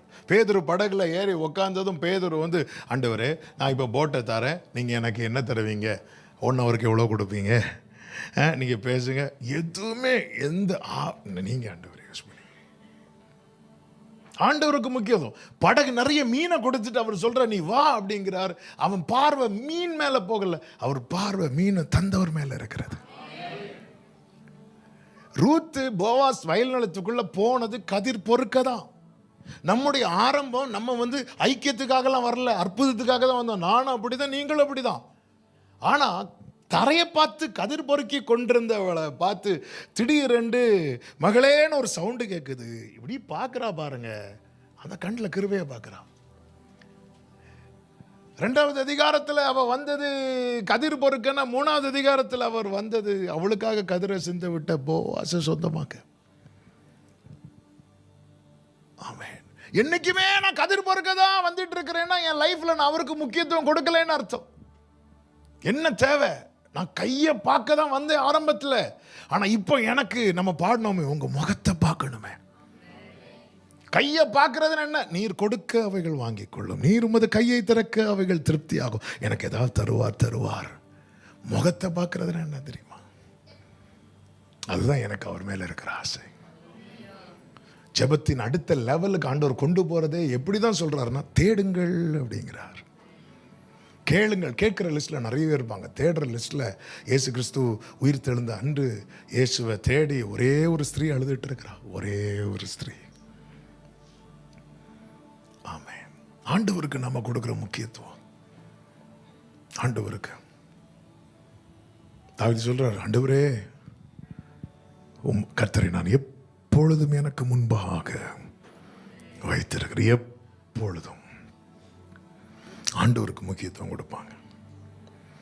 3வது, நித்தியத்தையே நோக்கமாய் வைத்து பின்பற்றுவார்கள். யோவான் 6:67-68 ஆண்டவர் சீஷர்களை பார்த்து கேட்பார், நீங்களும் போய்விட மனதா இருக்கிறீர்களோ? உடனே பேதுரு சொல்லுவார், ஆண்டவரே யாரிடத்தில் போவோம்? ஆண்டவரே நித்திய ஜீவ வசனங்கள் உம்மிடத்தில் உண்டு. ஒரு பழைய ஒரு ஆர்சி பாட்டு உண்டு. நான் ஒரு ஆர்சி ஸ்கூலில் படித்தேன். யாரிடம் செல்வோம் இறைவா, வாழ்வு தரும் வார்த்தையெல்லாம் உம்மிடம் அன்றோ உள்ளது. இந்த 6வது அதிகாரத்தில் உள்ள சம்பவம் நமக்கு தெரியும். என்ன இந்த சம்பவம் தான் மத்தேயு 14, மார்க் 6 சொல்லப்பட்டிருக்கிறது. இயேசு கிறிஸ்து ஜனங்களுக்கு அப்பத்தை கொடுப்பார். அப்பத்தை கொடுத்த போது ஜனங்கள் அவரை ராஜாவாக்க மனதாக இருப்பார்கள். ஆண்டவருக்கு அது பிடிக்கல. ஏன் பிடிக்கல தெரியுமா? அவங்க ஜீசஸை யாரா மட்டும் தான் அக்செப்ட் பண்ணுறாங்க தெரியுமா? ப்ரொவைடராக மட்டும் அக்செப்ட் பண்ணுறாங்க, ரெடீமராக அக்செப்ட் பண்ண மாட்டேங்கிறாங்க. ஜீசஸ் வந்தது 4 நன்மையை செய்கிறதுக்கல்ல, அவருடைய நாமமே இயேசு. இயேசுனாலே ரட்சகர், சேவியர். ஆமாம், எனக்கு இவர் அப்பம் தருவார், எனக்கு இவர் சுகம் தருவார், எனக்கு இவர் அதை செய்வார், எனக்கு இவர் இதை செய்வார், அதனால் அவர் எனக்கு ராஜா அப்படின்னு ஒருத்தங்க அவரை ராஜாவாக ஏற்றுக்கொள்வது அவருக்கு பிடிக்காது. அதனால அவர் அங்கிருந்து போயிட்டார். ஜனங்கள்லாம் அவர் இருக்கிற இடத்த தேடி போகும்போது ஆண்டவர் ஃபீல் பண்ணுறார், இவங்கெல்லாம் அப்பத்துக்காக வராங்கப்பா, சரி நம்ம கொடுப்போம் இப்போ நம்மளை அப்பமான்னு சொல்லிட்டு, ஜீவ அப்பம் நானே, அது நீரே தின்னுன்னு சொல்லிட்டு போயிட்டாங்க. எங்களுக்கு இது தேவையில்லை, இது தேவையில்லை. எங்களுக்கு ஜீசஸை வந்து எனக்கு அவர் அதை செய்வார், எனக்கு அவர் இதை செய்வார், அதனால எனக்கு ராஜான்னு அவர் ராஜாவா இருக்க மாட்டார். என் மாம்சத்தை புசித்து என் ரத்தத்தை பானம் பண்ணி அவர் எனக்கு ராஜாவா இருக்கணும்னா நான் அவரை அவர் எப்படியோ அப்படியே ஏற்றுக்கொள்ளணும். நான் அப்படி மாம்சத்தை புசித்து இரத்தத்தை பானம் பண்ணு அப்படின்னாலே அதன் அர்த்தம் என்ன அப்படின்னா, இனி அதுக்கப்புறம் நான் வந்து என்னுடையவன் அல்ல, நான் அவருடையவன். அப்படி நீங்கள் எனக்கு ராஜாவாக இருக்க வேண்டாம் ஆண்டவரே. நேற்று ஒரு காரியம் செஞ்சீங்க பார்த்தீங்களா, அப்படி வரிசையாக உட்கார வச்சு, அப்படி அப்பத்தை வச்சு மீனை வச்சு அப்படின்னா ஓகே. ஆண்டவர் அப்படி இருக்க விரும்பலை. பழைய ஏற்பாட்டில் ஆண்டவர் ஃபீல் பண்ணது சாமுவேல ஜனங்க ஒன்றை தள்ளலை, என்ன தான் தள்ளிட்டாங்க. இப்போ ஜனங்க அக்செப்ட் பண்ணுறாங்க ராஜாவாக. ஆண்டவர் வந்து அவர் அவருடைய ஸ்டாண்டர்டை விட்டு இறங்க மாட்டார். அவர் தாழ்த்தி வந்தது உண்மைதான், ஆனால் அவருக்குன்னு ஒரு ஸ்டாண்டர்ட் இருக்குது, அதை விட்டு அவர் இறங்கவே மாட்டார். அவர் என்னதான் வெறுமையாக்கி வந்தாலும் கர்த்தத்துவம், கவர்மெண்ட் அவருடைய ஷோல்டரில் இருக்குது. ஆமாம், அவருடைய ஷோல்டரில் கவர்மெண்ட் இருக்குது. கவர்மெண்ட், பரலோக கிங்டம் இருக்குது. அந்த அந்த ராஜ்யத்தை சுமந்துட்டு வரார். அதெல்லாம் விட்டுட்டு செயல்படவே மாட்டார். ஒவ்வொரு கண்ட்ரியோடைய அம்பாசிடர்ஸ் வந்து இன்னொரு கண்ட்ரியில் இருப்பாங்க. இன்னொரு கண்ட்ரியில் இருந்தாலும் அவங்க அவங்க நாட்டை வந்து விட்டு கொடுக்கவே மாட்டாங்க, விட்டு கொடுக்கவே மாட்டாங்க. அவர் அப்படி என்ன, நீ வந்து வெறும் அவர் ப்ரொவைடர் இல்லைன்னு, ஆனால் நீ இன்னொரு ப்ரொவைடராக மட்டும் அக்செப்ட் பண்ற.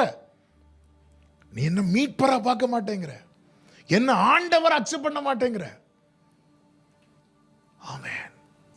இல்லாண்டவர், அது இது கடினமான உபதேசம், யார் இதை கேட்பான்னு சொல்லிட்டு போயிட்டாங்க. அப்போதான் சீஷர்கள்ட்ட கேட்குறாங்க, நீங்களும் போய்விட மனதா இருக்கிறீர்களோ? யார்கிட்ட போவோம் ஆண்டவரே, யார்கிட்ட போவோம்? நித்திய ஜீவ இம்மைக்காக மட்டும் கிறிஸ்துவை பின்பற்றுறவங்க லைஃப்ல ஆண்டவர் உரிமை எடுக்க மாட்டார். நித்தியத்தில் அவரோடு இருக்கணும்னு வராங்க பாருங்க, அவங்க வாழ்க்கையில கர்த்தர் உரிமை எடுப்பார். ஹல்லேலூயா, ஹல்லேலூயா. நான்காவதாக, உபத்திரவத்தில் உடன் இருப்பவர்கள். லூக்கா 22வது அதிகாரம் 8, 28, 29, 30 வசனங்களிலே சொல்லப்பட்டிருக்கிறது. மேலும் எனக்கு நேரிட்ட சோதனைகளில் என்னோடு கூட நிலைத்திருந்தவர்கள் நீங்களே. ஆகையால் என் பிதா எனக்கு ஒரு ராஜ்யத்தை ஏற்படுத்தினது போல நானும் உங்களுக்கு ஏற்படுத்துகிறேன். எனக்கு நேரிட்ட சோதனைகளில் என்னோடு கூட நிலைத்திருந்தவர்கள். பிரச்சனை வந்ததும் கஷ்டம் வந்ததும் ஓடி போறவங்க கிடையாது, நிலைத்திருக்கிறவங்க. என்ன வந்தாலும், அழகான ஒரு பழைய பாட்டு உண்டல்லவா, என்ன வந்தாலும் நம்புவேன் என் நேச மீட்பரை, யார் கைவிட்டாலும் பின் செல்வேன் எனது இயேசுவை. கைகளை உயர்த்தி நன்றியோடு, அகல ஆழ நன்றி ஆண்டவரே, எவ்வள அன்பு கூர்ந்தார், என்ன துன்பங்கள் அவர். எனக்கு என்ன ஒரு ஆச்சரியம்னா, ஜனங்கள் 3 நாள் இருக்கும்படி வந்த ஜனங்கள் இவங்களை அப்படியே விட்டா வழியிலே சோர்ந்து போவாங்களேன்னு சொல்லி உட்கார வச்சு சாப்பாடு கொடுத்தார். இவர் கலிலேயாவுக்கு சமாரியா வழியாக போவார். போகும்போது பசி, நடுப்பகல் 12 மணி, வெயில், நம்ம ஊர் வெயிலே தாங்க முடியல. அங்கே வெயிலுன்னா அந்த எக்ஸ்ட்ரீம் இருக்கும், குளிர்னா இந்த எக்ஸ்ட்ரீம் இருக்கும். அப்படி வெயில் இருக்கும்போது 12 பேர் எல்லாத்தையும் விட்டு வந்தாங்க. ஆண்டவர் சொல்ல, நீ பக்கத்து கிராமத்தில் போய் ஏதாவது அப்பம் வாங்கிட்டு வாங்க. சில நேரத்தில் ஆண்டவர் வந்து அவருடையவர்களை இது, ஏன்னா அவருக்கு தெரியும் இவன் போக மாட்டான். இப்படி ஒரு நம்பிக்கையை கொடுக்க முடியுமா? இப்படி ஒரு, இன்னைக்கு நம்ம கிட்ட அப்படி இல்லை. மகனே கலங்காதே, உட்காரு, நீ உட்காரு. என்ன ஒரு நம்பிக்கை! இப்படி நீ போய் பக்கத்து கிராமத்தில் வாங்கிட்டு வா சொல்லிட்டு தூதர்கள்ட்ட சொல்லி அவனை பிளாக் பண்ணு. அவன் அப்படியே அடுத்த வண்டி ஏறி பக்கத்து தெருவில் வேற சர்ச்சை இருக்கு, ஓடி போய் உள்ளே உட்காந்துருவான். அவன் அப்படி அங்கேயே நின்று ஃபோட்டோ எடுத்து அனுப்பு. இல்லை ஒரு நீ இப்போ போய் வாங்கிட்டு வாப்போ அப்படின்ட்டு. அவங்க வாங்கிட்டு வந்ததுக்கு பிறகு ஒரு சாப்பிடல. பிதாவின் சித்தம் செய்வதே என் போஜனம், அது ஃபஸ்ட்டே சொல்ல வேண்டியது. ஆண்டவரே, என்ன நீங்கள் அப்படி அலைஞ்சு நான் கடையாக போய் அப்போல்லாம் வாங்கிட்டு வந்தா, பிதாவின் சித்தம் செய்வதே. ஆமென். என்ன கஷ்டம் வந்தாலும் இந்த பேதுருவை பாருங்க. பேதுரு கடல் மேலே நடக்கணுங்கிற ஆசையில் இறங்கி நடக்கல. நீரே ஆனால் ஆண்டவரே, இந்த புயலில் நான் போட்டில் இருக்கிறேன், நீங்கள் கடலில் இருக்கிறீங்க, நான் உங்கள் கூட இருக்க விரும்புகிறேன் ஆண்டவரே. இந்த கஷ்டத்தில் இந்த நெருக்கத்தில் நான் போட்டில் இருக்கிறேன், நான் சேஃபாக இருக்கிறேன், நீங்கள் தண்ணியில் நிற்கிறீங்க. நான் இறங்கி நடந்து மறுகரைக்கு போக உத்தரவிடும் என்று கேட்கல, உம்மிடத்தில் வர. ஆண்டவரே, இந்த கஷ்டத்தில் நான் உங்கள் கூட நிற்க விரும்புகிறேன். ஆண்டவரே, பேதுரு மட்டும் நைட்டு அந்த பட்டயத்தை எடுத்து வெட்டாமல் இருந்திருப்பார்னு வைங்களேன், அடுத்த நாள் சிலுவைக்கு முன்னாடி யோவான் கூட யாரும் நின்றுப்பார் தெரியுமா? பேதுரு நின்றுப்பார். எல்லாத்துலேயும் அதான் முந்தின, பேதுருக்கு பேரை முந்தினவன்னா ரேங்க் வைஸில் அவர் தான் டாப். சீனியாரிட்டி படி யார் டாப்பு தெரியுமா? அந்திரேயா. ஆனால் ரேங்க் வைஸில் பேதுரு தான் டாப், எல்லாத்துலேயும் முந்திடுவார். ஆனால் நைட்டு கொஞ்சம் மாம்சத்துக்கு இடம் கொடுத்தார், அதுக்கப்புறம் நிற்க முடியல. ஆமாம், நம்ம கொஞ்சம் மாம்சத்துக்கு இடம் கொடுத்தாலே நிற்க வேண்டிய இடத்துல நம்மளால் நிற்க முடியாமல் போயிடும். அவையான ஒரு சபைகளுக்கு சொல்லுகிறதை காதுள்ளவன் கேட்க கடவன். ஹல்லேலூயா. ஆமென். உபத்திரவத்தில் உடனிருப்பவர்கள். ஐந்தாவதாக, கடிந்து கொள்ளுதலுக்கு இணங்குகிறவர்கள். மத்தேயு 16வது அதிகாரத்தின் 23, 24 வசனத்தில் பேதுருவை பார்த்து என்ன சொல்லுவார் தெரியுமா? கொஞ்சம் முன்னாடி தான் சொல்லியிருப்பார், பேதுருவே, மாம்சமும் இரத்தமும் இது உனக்கு வெளிப்படுத்தவில்லை, பிதா வெளிப்படுத்தினார். நீ பாக்கியவான். இந்த கல்லின் மேல், எந்த கல்லின் மேல்? என்னை குறித்த ஒரு வெளிப்பாடு உனக்குள்ள இருக்கு பாரு, அந்த வெளிப்பாடு மேலே நான் என் சபையை கட்டுவேன். பாதாள வாசல்கள் இதை மேற்கொள்ளாது. இன்னும் சாவியை வச்சுக்கோ. சிலர் கையில் சில பொறுப்பை கொடுக்கறது வரை சாந்தமாக இருப்பாங்க. இவர் கீ வாங்கினது, இனி இயேசு பரலோகத்து போனாலும் யார் தான் திறந்து கொடுக்கணும் தெரியுமா? இப்போ அடுத்து சொல்கிறார், மனுஷகுமாரன் ஒப்பு கொடுக்கப்படுவார், அடிக்கப்படுவார், மரித்து அடக்கம் பண்ணப்பட்டு உயிரோடு எழும்பி, இங்கே வாங்க, இவைகள் உமக்கு சம்பவிக்கவே கூடாது. அப்படி சொன்னது இயேசு திரும்பி என்ன சொல்லுவார் தெரியுமா? எனக்கு பின்னாக போ சாத்தானே. பேதுரு அமைதியாக இருக்கிறார். நீங்கள் சொல்லுங்க அவரை. ஏன்னா இதான் ஆண்டவர் அவரிடத்துல எத்தனையோ பேர் வந்தாங்க, அவங்களெல்லாம் பார்த்து இவ்வளோ கடினமாக சொல்லியிருப்பாரான்னு தெரியல. ஏன்னா அவருக்கு தெரியும் போக மாட்டான். ஆண்டவர் என்னை பார்த்து எனக்கு பின்னாக போ சாத்தானேன்னு சொல்லிட்டாரு, அதனால பாரு பின்னாடி இருந்து குத்தலை என்ன பாரு. இல்லை, கடிந்து கொள்ளுதலுக்கு தகப்பன் சிட்சியாத புத்திரன் உண்டோ? தகப்பன் தான் நேசிக்கிற புத்திரனை சிட்சிக்கிறது போல கர்த்தரும் யாரிடத்தில் அன்பு கூர்ந்து யாரை சேர்த்து கொள்ள சித்தமாய் இருக்கிறாரோ அவர்களை கடிந்து கொண்டு சிட்சிக்கிறார். கடல்ல அத்தனை பேர் போட்ல இருக்கிறான், இவர் இறங்கி நடந்து வரார். அப்படி கொஞ்சம் உள்ள போயிட்டார். அற்ப விசுவாசி என்னார்? ஆமென். ஆண்டவர் கடல்ல நடக்கிறது அற்ப விசுவாசமா? என்ன ஆண்டவர் நீங்க சொல்றீங்க? அற்ப விசுவாசியே.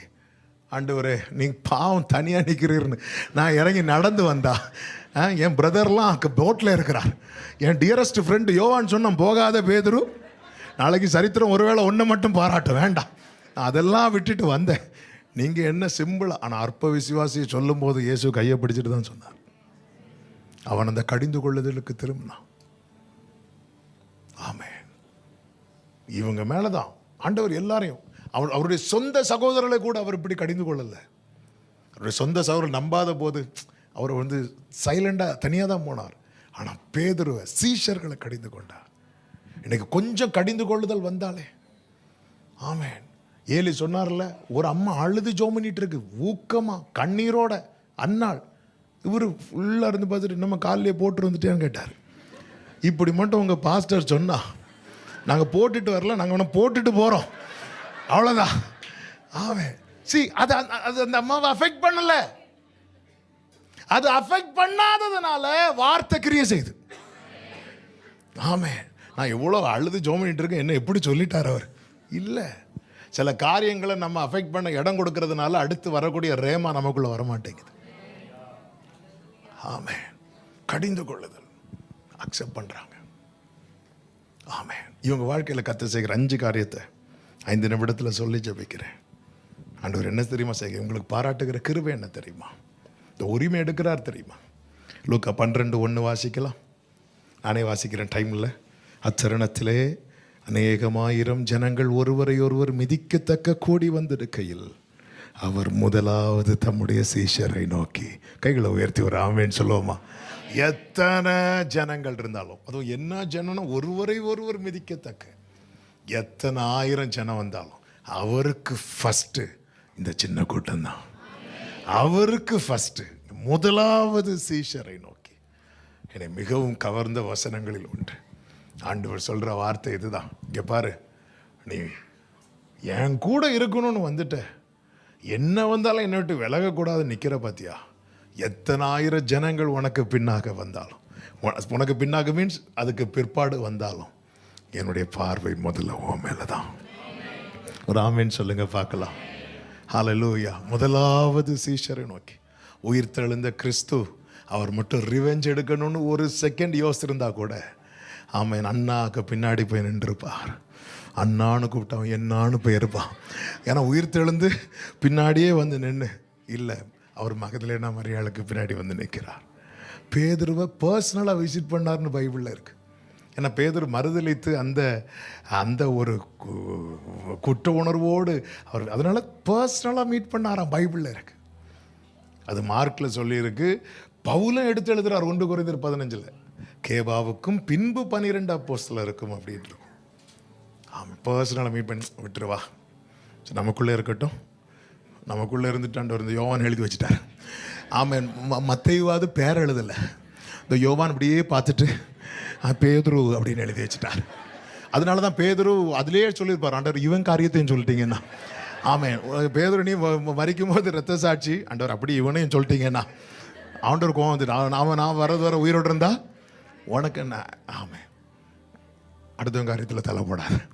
அதாவது இவன் எப்படி சாவான்னு தெரியணும், அது தெரிஞ்சால் எனக்கு கொஞ்சம் நிம்மதியாக இருக்கும்.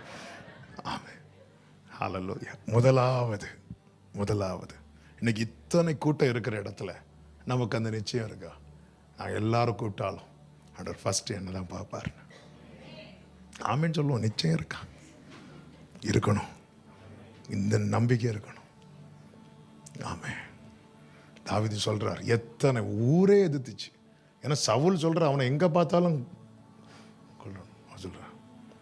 ஆமென், கர்த்தரின் பட்சத்தில் நிற்கிறார். ஆமென். நான் ஆண்டவரை நோக்கி கூப்பிட்டா அவர் என் சத்தத்துக்கு செவி கொடுப்பார். இந்த நம்பிக்கையும் இந்த நிச்சயம் இல்லைன்னா நம்மளால நிம்மதியாக இருக்க முடியாது. சத்துருக்கள் சூழ்ந்த போதில் இந்த தாவீது சொல்றார், சமாதானத்தோட படுத்துக்கொண்டு நித்திரை இப்போ இல்லை. ஆமென். முக்கியத்துவம் சீஷர்களுக்கு. 2வது பாருங்க, அவர்கள் மேல் கண்ணோக்கமாக இருந்தார். ஆண்டவர் ஜனங்களை அனுப்பிவிட்டாச்சு, சீஷர்களை படகுல போக துரிதப்படுத்தினார். இதே சம்பவம் தான் மார்க் 6 சொல்லப்பட்டிருக்கிறது. சாயங்காலமான போது அவர் ஒரு மலையில் ஏறி ஜெபம் பண்றார். படகு நடுக்கடலில் இருந்துச்சு. அப்போ காற்று அடிக்குது. 48வது வசனத்தை பாருங்கள்.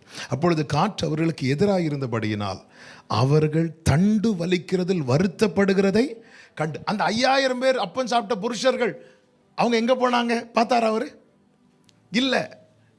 ஆனா இந்த 12 பேர் எங்க போறாங்கன்னு பார்த்துட்டு இருக்கிறார்.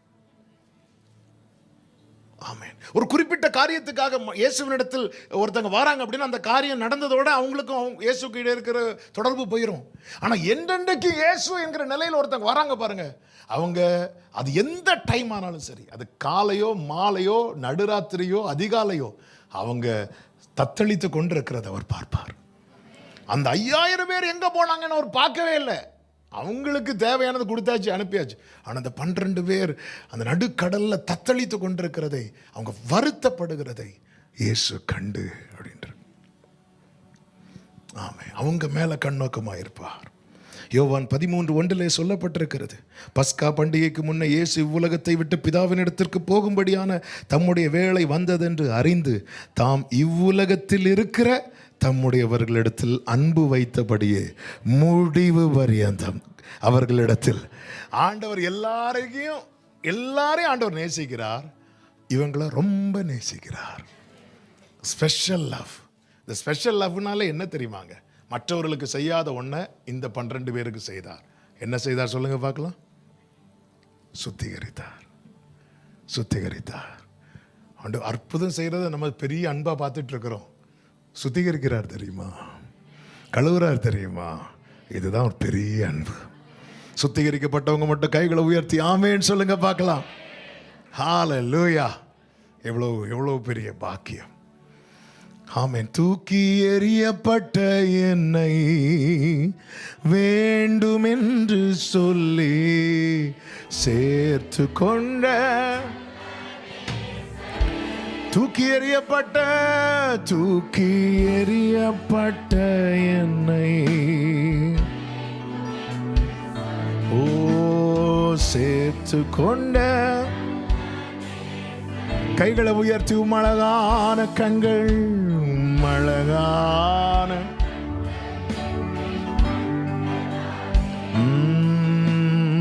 முடிந்ததென்று நினைத்த நான் நன்றி ஆண்டவரே அழகான.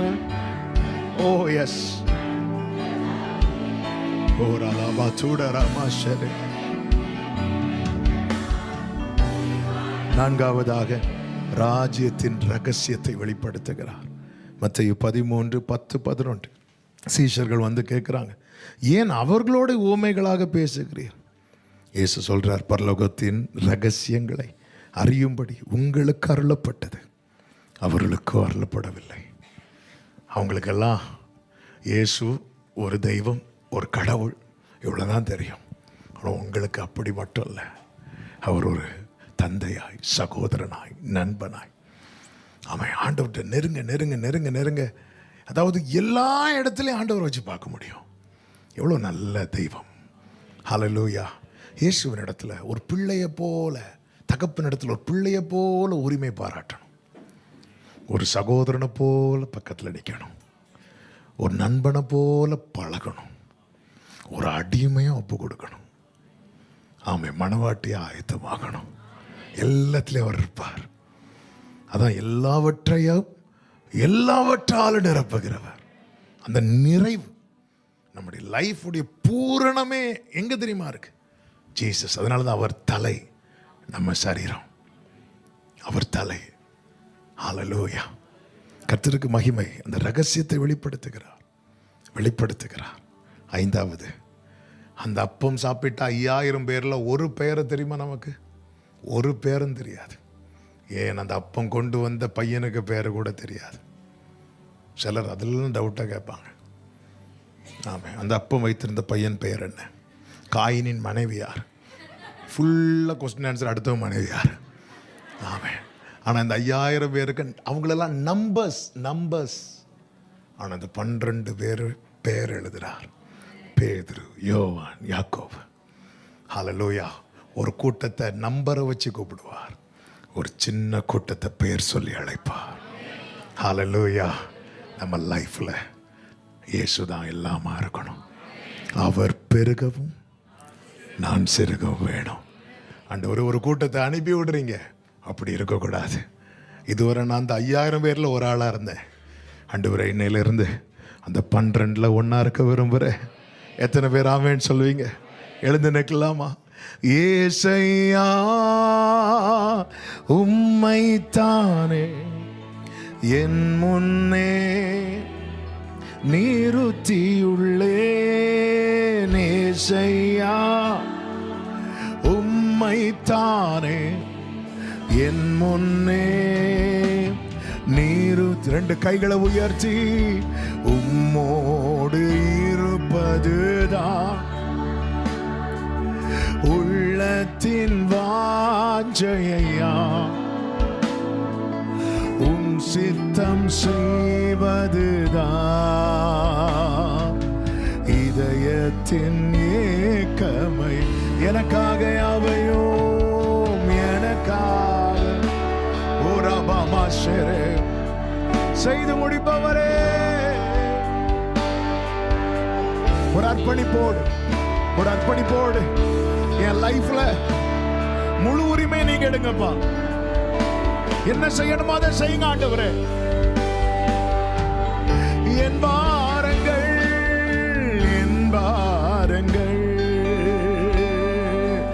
என் சுமைகள், என் பாரங்கள் என் சுமைகள் உம் பாதத்தில் இறக்கி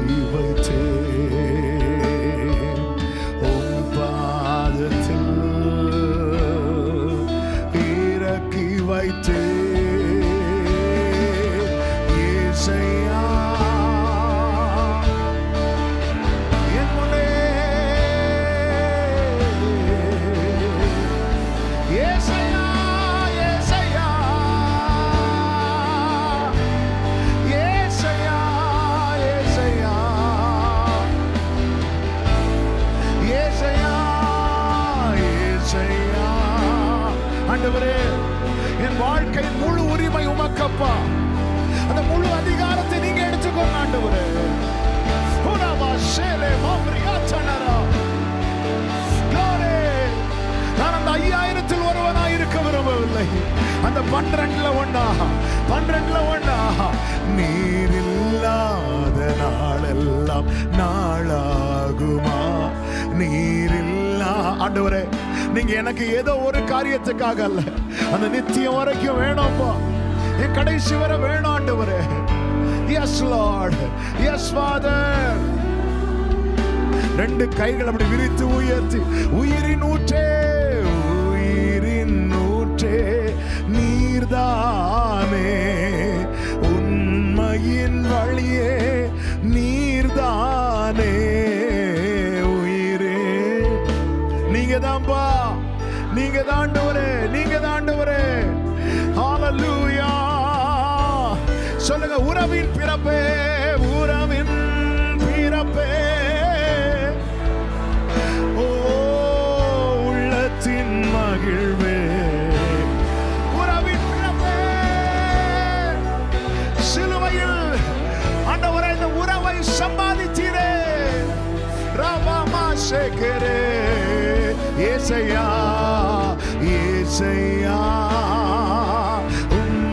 என் வாழ்க்கையில் அந்த முழு உரிமை துரிதப்படுத்துங்கப்பா. என் லைஃப்ல நீங்க செயல்படுங்க ஆண்டவரே. உடைய வார்த்தையில் இருக்கிற கிருபையும் அதிகாரமும் வல்லமையும் முழுமையாய் விளங்கும்படிக்கு என் வாழ்க்கையை அர்ப்பணிக்கிறேன். ஒரே ஒரு நிமிஷம் உங்க வலது கரத்தை வானத்துக்கு நேராக உயர்த்தி, உங்க இடது கரத்தை இருதயத்தில் வைத்து ஒரு உண்மையான அர்ப்பணிப்போடு வார்த்தையில் இருக்கிற கிருபையை பார்த்துட்டு, வார்த்தையில் இருக்கிற அதிகாரத்தை என் வாழ்க்கையில பார்க்கும், வார்த்தையில் இருக்கிற வல்லமையை என் வாழ்க்கையில பார்க்கும். என் சித்தம் அல்ல, உம் சித்தம் முழுமையாய் தருகிறேன். ஆட்கொள்ளுங்க ஆண்டவரே. நான் அந்த எண்ணிக்கையில 5000ல் ஒண்ணா இருக்க விரும்பல. ஒவ்வொருவரை பெயர் சொல்லி அழைத்தீரேன். பேதுரு, யோவான், யாக்கோபு என நீர் பெயர் எழுதினீரே. அந்த லிஸ்ட்ல நான் இருக்கணும். முழுமையாய் ஆட்கொள்ளும் ஏசையா.